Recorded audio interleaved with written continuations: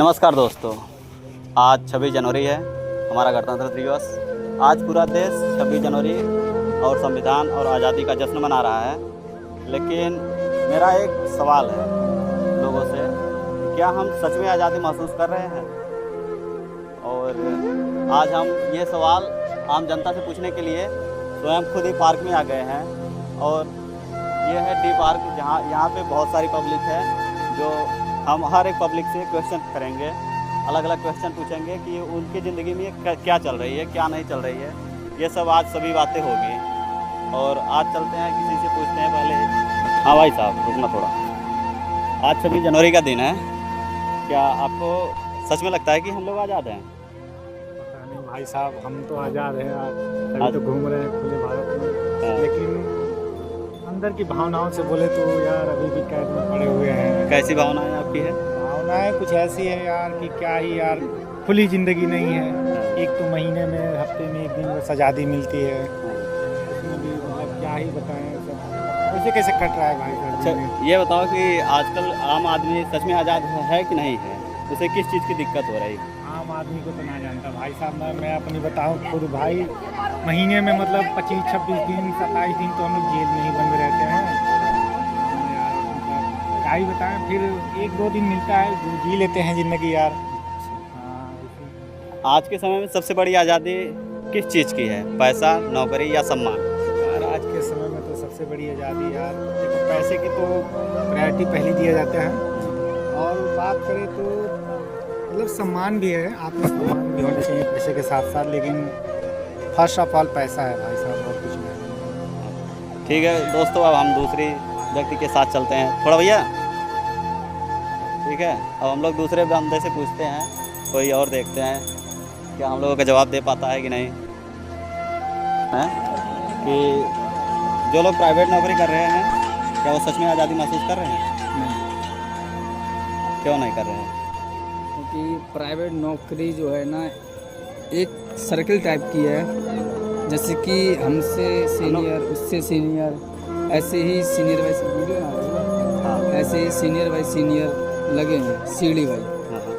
तो जो सबसे नीचे लेवल पर रहता है उसकी ज़िंदगी जो है, जैसे कि मेन पावर कंपनी में सबसे नीचे लेवल मेन पावर की है। तो मेन पावर जो हमारी होती है, वो समझ लो उसे पिलना ही पिलना है। बेचारी 12 घंटे काम करती है, 8 घंटे काम करती है, पैसे भाई मिलते हैं मिनिमम 10-12 हज़ार रुपये, जिसमें रूम का खर्चा हो गया, तुम्हारा खाना खर्चा होगा। फिर सबसे पहली बात रहती है सैलरी आती है हमारी। उस सैलरी से आने से पहले हमें डिसाइड कर लेते हैं हम कि हमें पैसा घर भेजना रहता है।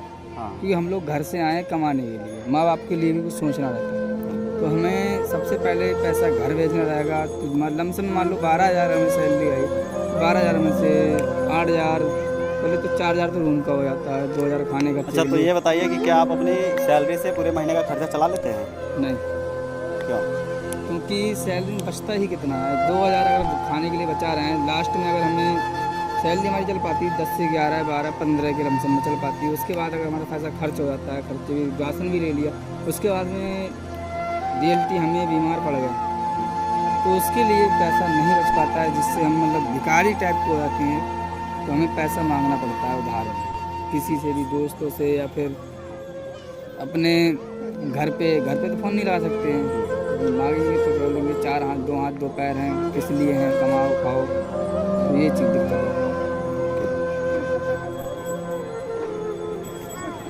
अच्छा ये बताइए कि क्या आज का सिस्टम मेहनती इंसान का साथ दे रहा है? आज का सिस्टम, जो भी इंसान मेहनत से काम कर रहा है वो हमेशा पीछे है।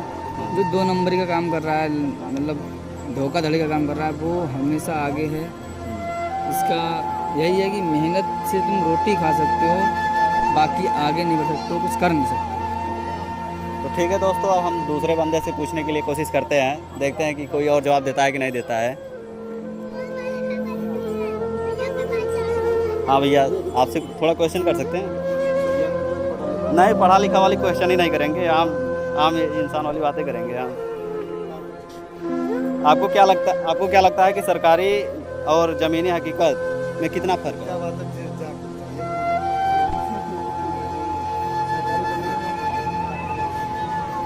अच्छा दूसरा सवाल हम आपसे पूछते हैं भैया अच्छा, आपको क्या लगता है अगर आप बीमार हो गए तो क्या आपकी नौकरी सुरक्षित रहती है? बीमा रहेगा तो सुरक्षित कहाँ रह जाएगी। क्यों क्या आप प्राइवेट नौकरी की सुरक्षित नहीं महसूस करते हैं? प्राइवेट तो सुरक्षित रहेगा, जब बीमा सही हो जाएंगे तो दोबारा मिल तो जाएगी। मतलब वही कंपनी आपको दोबारा नहीं मिलेगी, दूसरी कंपनी ज्वाइन करना पड़ेगा। ऐसा क्यों होता है? भैया ऐसा छुट्टी हो जाएगी तो निकाले जाएंगे। तो भैया यहाँ पे दोस्तों, यहाँ पे इनका कहना है कि अगर प्राइवेट नौकरी है, अगर उसमें हम छुट्टी कर दे रहे हैं तो हमारी नौकरी वो चली जाती है, दूसरी नौकरी ज्वाइन करनी पड़ती है, दूसरी हमें देखनी पड़ती है। तो ठीक है, चलिए हम दूसरे बंदे से कुछ पूछते हैं। ये हमारे भैया हैं, उनसे पूछते हैं, कुछ सवाल करते हैं। हाँ भैया, ये बताइए कि आजकल का युवा सबसे ज़्यादा किस चीज़ से डर रहा है? जैसे कि उसे किस चीज़ की कमी महसूस हो रही है, किस चीज़ से डर लगता है, पैसे से या नौकरी से या सम्मान से? नौकरी डर लगता है, कितना नौकरी होता है मतलब कंपनी हाँ, पैसे टाइम मतलब होता है, ठेकेदार पर कितना काम होता है, हाँ। उसमें सही टाइम को आदमी पैसा लेकर भाग जाता है काम करवा के, हाँ। यही सब डर लगता है। अच्छा, ये बताइए कि आप अपनी जो सैलरी पाते हैं उससे पूरा महीना, एक महीने का खर्चा चला लेते हैं? आपकी ज़िंदगी सही चलती है? नहीं चलती। अच्छा, आप कैसा एक्सपेक्ट करके आए थे घर से कि हमारी ज़िंदगी नोएडा जाने के बाद हमारी ज़िंदगी अच्छे से चलेगी, आप जहाँ से भी आए हो, लेकिन क्या वो ऐसा चलता है? नहीं चलता। ऐसा क्यों? ऐसा क्यों, क्या करेंगे, हम लोग तो बिहार में नौकरी नहीं है, इसीलिए इतना दूर आने के बाद पूरे परिवार को छोड़ के आना पड़ता है, फिर भी सही से पूरे नहीं हो पाते, सैलरी कम मिलते हैं। अच्छा, मतलब आप बिहार से आए हुए हैं। हाँ, तो देखो दोस्तों, ये हमारे भैया जो है ये बिहार से होके यहाँ नोएडा आए हैं, यूपी में इतना दूर तय करके आए हैं, लेकिन ये बोल रहे हैं कि हम जितनी सैलरी पाते हैं उतने में हमारी महीने का खर्चा नहीं हो पाता है। अच्छा, ये भैया बताइए कि अगर आप महीने में काम कर रहे हैं पूरा महीना, तो आपकी कितनी सैलरी आ जाती है? कितनी सैलरी आती हो जाती है, मतलब 20,000 तक आ जाता है। तो 20,000 तक आ जाती है। तो आप ये बताइए कि अगर खर्चा वर्चा सब निकाल के अगर कितना बच जाता है आपका महीने का? 10-12 हज़ार बचते, 12,000। 10-12 हज़ार। अगर आपके मान लीजिए कि इमरजेंसी में कोई खुदा न खास्ता कोई बीमार हो गया, तो आप कैसे उसका एडजस्ट करते हैं? पैसा क्या हो जाती है? कर्ज पानी ले करना पड़ता है, मतलब कर्जा लेना पड़ता है। चलो ठीक है दोस्तों, भैया बताए अपनी ज़िंदगी। बेस्ट ऑफ लक भैया। और अब हम